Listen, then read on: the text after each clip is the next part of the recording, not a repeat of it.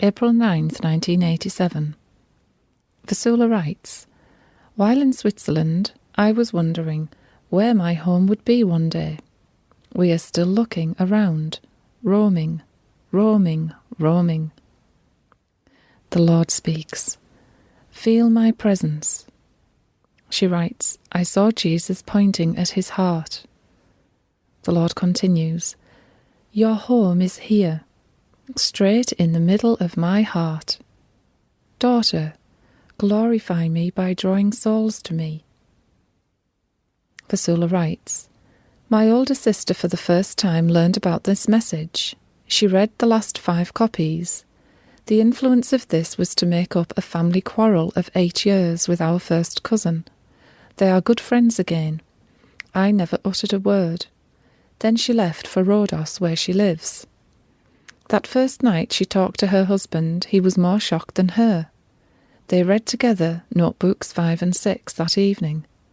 Then they went to sleep, but he couldn't. He started to pray and ask God to forgive his sins. Then a miracle happened.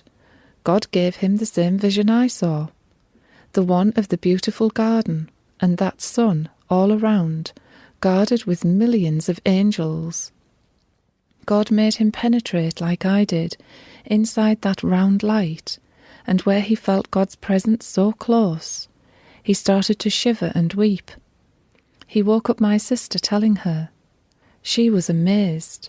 They couldn't wait until the next morning to tell me all of this. Then, in buying now the book of Enoch, which I always wanted before I started to read it, I opened it at page 102, just like that. And what do I read?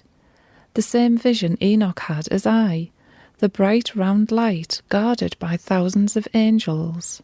The footnote reads, "Much later on in 1996, a friend of mine sent me a picture of the vision that St. Hildegard had, and it was the same." She continues, "It was too much to be of a coincidence, because this vision I saw while in Bangladesh on March the 26th, then on April the 11th, 1987, when I was in Paris. While searching for books in a library, I stumbled on a book called Metanoia, and what made me look at it was its cover.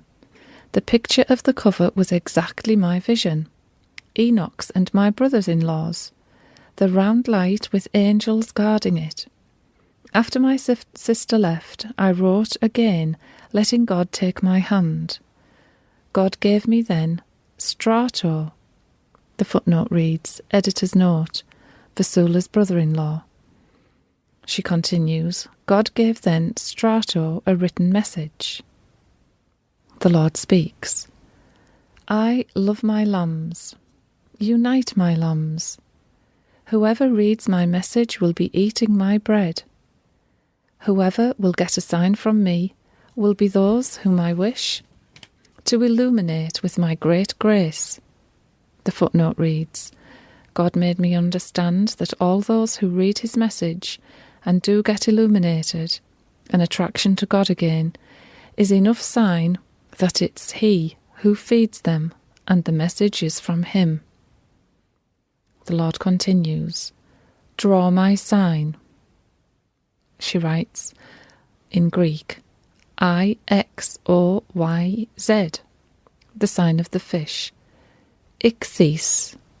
The footnote reads, editor's note, Ichthys is the Greek word for fish. The Greek initials stand for Jesus Christ, God's Son, the Saviour.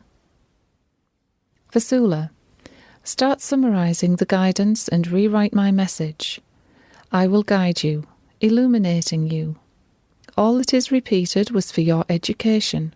You needed it. My message is to be called Peace and Love. The footnote reads, with this time Jesus is illuminating me that the ecclesiastical editions are also meant for Hebrews and Muslims. Vasula writes, it's terrible. I'm too realistic, too sceptic. I can't help feeling again today doubtful that this is happening. Why? Why is it that they believe so fully and constant, and I so inconsistent? I who know very well that I can't handle my hand, and know how powerless I become when God takes possession of my hand, how he can throw the pencil off my hand, and how he can move the pencil without me much touching it. It's happening to me. He has given me so many proofs, and look, waves of doubt still. And then many times thinking that I might be misguiding everybody. There are so many in this guidance I can't count, and it's not even published. The Lord speaks. Beloved, I am Yahweh. Give me your weakness, and let my strength annihilate them. Vasula writes, what patience God must have with me, to stand me. I think the main reason why I have doubts is because of me, because I know myself.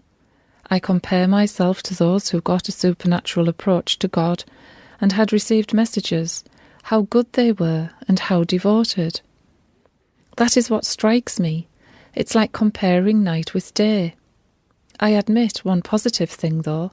At least I love God deeply, and no one can tell me that this is my imagination, or like one priest told me, that even that the devil can put in your brain.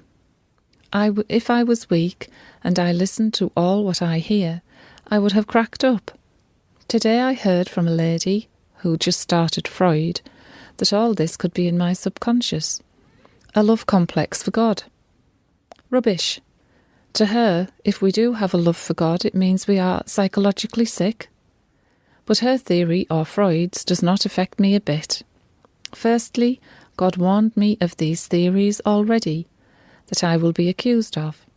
Also, I do not particularly like Freud, since he was an atheist. Even Jung left him.